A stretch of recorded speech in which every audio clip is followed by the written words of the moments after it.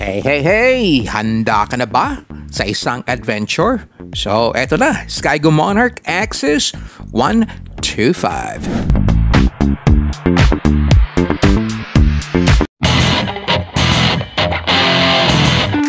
Hey, hey! What's up? Nako, nauso na nga talaga itong mga adventure bikes na to. Unang lumabas yung brand Y, tapos sumunod si brand H. Di nagpapahuli si Skygo Monarch. Naglabas din sila ng kanilang version. Ang Axis 125 Semi-Automatic Adventure Bike. May dalawang color variant ang motor na to. Napifeature sa video ngayon is the pearl white version. Tapos meron din silang military green. Ang bike na to is built for adventure, brat-style moped bike na may front rack, may rack sa gitna, at may carrier sa dulo.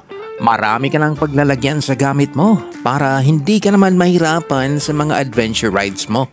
Ang lakas ng motor galing sa isang 125cc carburetor type engine na may semi-automatic transmission.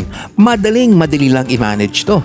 Upright pipe that completes the brat-style look ng motor. Tara, pag-usapan natin ang rear shocks nito.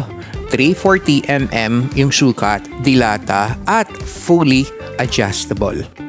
Ang sukat ng tire sa likod, 3.0 by 16. Dual sport yung datingan. Tapos sa unahan is a 2.75 by 18. With tube nga pala ang mga gulong nito, but you have the option to always modify your tire set. Gusto mong maging malapad, malaki, maging macho, nasa budget mo na yan. Goods na rin ang inilagay na features ni Monarch sa motor na to.